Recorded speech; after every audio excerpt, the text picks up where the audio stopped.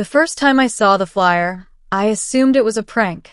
It was pinned crookedly to the community board outside Dock Ring C, half hidden beneath ads for missing cargo drones, off-world tutoring services, and a handwritten notice offering fresh algae bread, guaranteed non-toxic.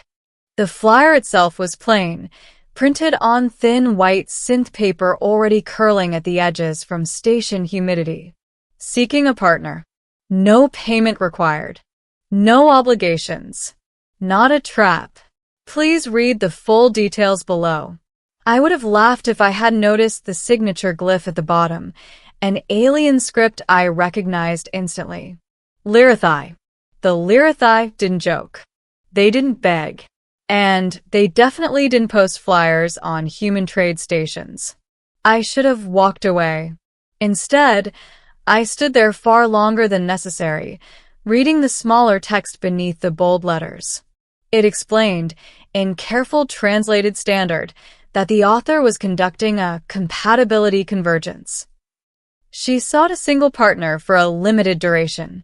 No romantic expectations. No financial exchange. No permanent relocation required. Only honesty, consent, and time. Time was something I had too much of.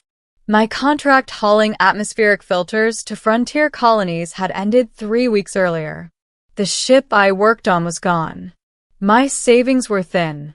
And Dock Ring C was where people like me waited, too broke to leave, too stubborn to give up. The flyer included a location and a time. The time was tomorrow. I tore off one of the contact tabs before I could overthink it. The meeting place turned out to be a quiet observation gallery overlooking the station's artificial starfield. I arrived early, half expecting security or a scammer in a cheap Lyrathai disguise. Instead, I found a single figure standing near the glass, her silhouette unmistakably alien even at a distance. She was tall, taller than most humans, and slender in a way that suggested careful gravity adaptation. Her skin was a muted silver blue, faintly luminescent under the gallery lights.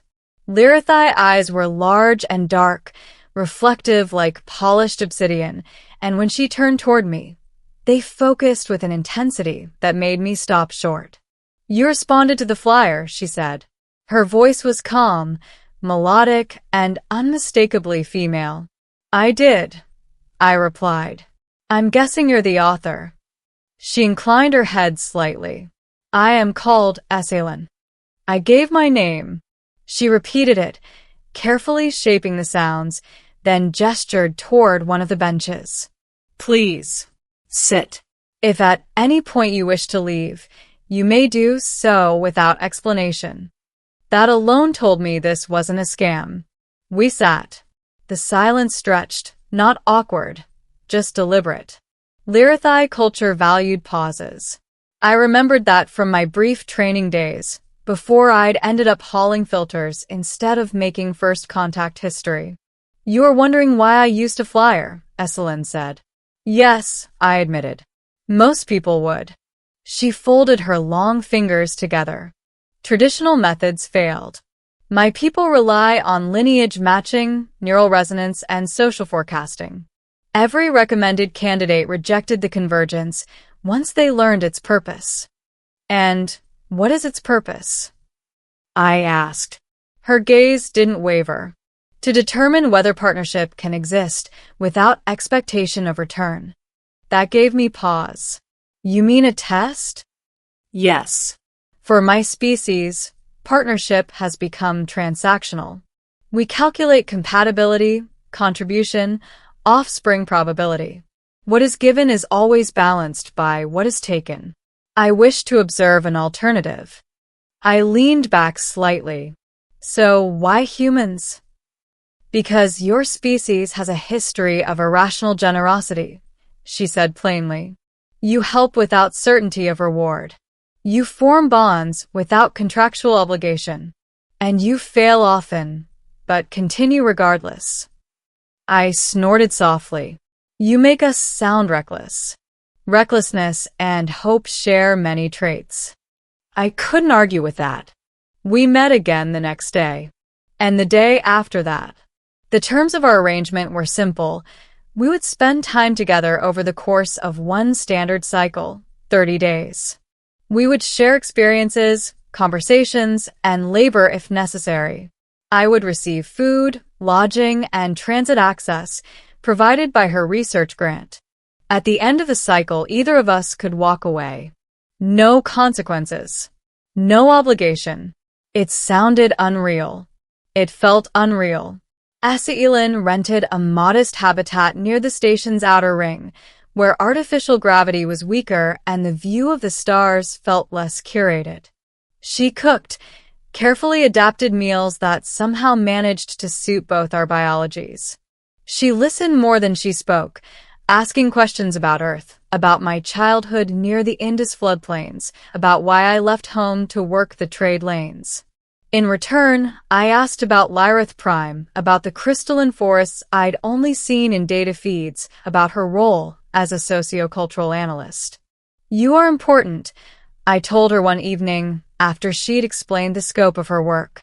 She tilted her head. "Individually, no. My research is." "Still," I said, "most people don't leave their homeworld to challenge their entire culture." She was quiet for a long moment. Then she said, "You are the first participant to express concern for me rather than the outcome." That was when I realized this experiment wasn't academic. It was personal. Halfway through the cycle, things went wrong. We were returning from the hydroponics ring when station security intercepted us. 2 officers, Human and Kalari, requested our identification. Esselin complied instantly. I followed suit, though my gut tightened. The human officer frowned at his tablet. "Esselin of Lyrith Prime, you are registered under a provisional research visa. This partnership arrangement is compliant," Esselin said calmly. "All documentation was filed. Your species council has issued a recall order," the Kalari officer added. "Effective immediately." My stomach dropped. "Recall?" Esselin's eyes dimmed slightly. A lyrithized stress response. "On what grounds?" "Unauthorized deviation from cultural protocols," the officer replied. "You are required to return within 48 hours. The words hung heavy between us. After they left, Esselin stood very still. "This was a foreseeable risk," she said. I underestimated the speed of their response. "So that's it?" I asked. "You just go?" "Our cycle is incomplete," she replied. "But yes, I must comply." I nodded, though disappointment burned in my chest far hotter than I expected. "Then I guess this is where it ends." She looked at me then, really looked at me. "You may come with me." I laughed, startled. "To Lyrith Prime? I'm not exactly welcome there." "You would be," she said softly, "as my partner." The word landed hard. "And the nothing asked in return part?" I said. She held my gaze. "Still true.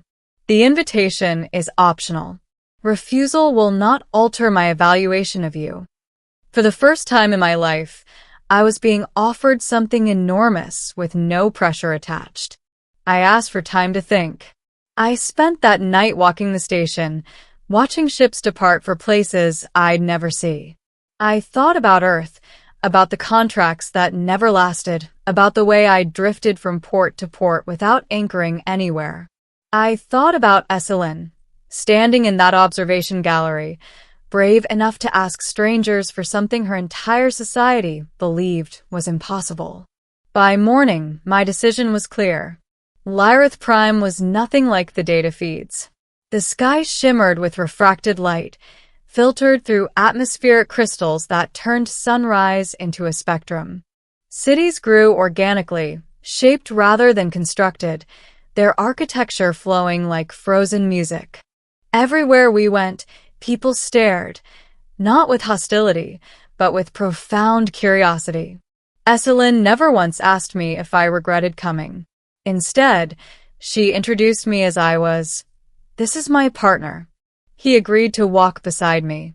The council hearings were tense. I sat in a chamber of translucent stone while elders questioned her methodology, her motives, her sanity. When they turned to me, their questions were sharper. "What do you gain from this arrangement?"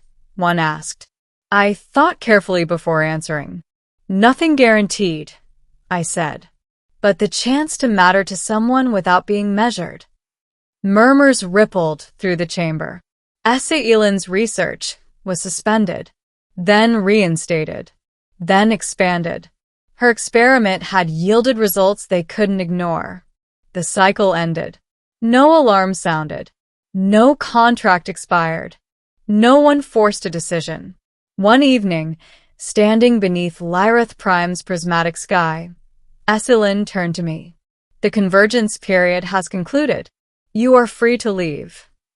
I smiled. "And if I don't want to?" Her expression softened in a way I'd come to recognize as joy. "Then we will continue. Not as subjects. Not as data. As partners?" I asked. "Yes," she said, with no guarantees. Nothing asked in return. I reached for her hand, feeling the faint warmth beneath her luminescent skin. For the first time in years, I wasn't drifting. I was exactly where I chose to be. The decision wasn't announced with ceremony. There was no declaration, no council proclamation, no formal binding ritual beneath Lyrith Prime's crystalline spires. Life simply continued. And in that continuation, Eileen and I remained side by side. At first, I expected the weight of permanence to descend like gravity, rules, expectations, responsibilities stacking one atop another. But none of that came. The Lyrithi didn't know how to frame what we were, so they observed instead. Scholars recorded our conversations. Sociologists tracked our shared routines. Children stared openly, whispering questions their parents didn't yet know how to answer. And Eileen? She stopped taking notes. Weeks passed, then months. I found work easily enough, helping maintain off-world systems, advising on human trade customs, teaching station-born Lyrithi how humans swore creatively when machinery failed. For the first time in my adult life, my usefulness wasn't tied to a departure date. One evening, as we stood on a terrace overlooking the living city, Eileen spoke quietly. "My people keep asking when I will define what you are to me." "And what do you tell them?" I asked. "That definitions create expectations," she replied. "And expectations corrupt observation." I smiled. Sounds like a very scientific excuse. Her lips curved in the subtle Lyrithi approximation of a grin. "It is also the truth." She turned to face me fully, her luminescent skin reflecting the colors of the sky. When I made the flyer, I believed I was searching for evidence. For proof that partnership without transaction could exist. "And now?" I asked. "Now I know it does," she said. "But not because it is measurable. Because it is chosen. Repeatedly." I understood then what her people struggled to see. The experiment hadn't ended because it never truly had a finish line. It wasn't about finding a perfect partner or disproving an old belief. It was about standing beside someone and saying, "I am here, not because I must be, but because I want to be." No ledger could record that. No equation could predict it. And no council could take it away.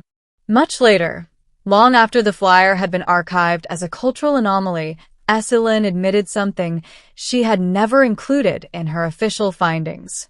"I wrote, nothing asked in return because I was afraid," she said. "Of what?" "That no one would come if I asked for more." I took her hand, the same way I had on our first day beneath Lyrith Prime's impossible sky. "You didn't ask for nothing," I said gently. "You asked for honesty. And time." She leaned into me, her voice barely more than a breath. "And you gave both."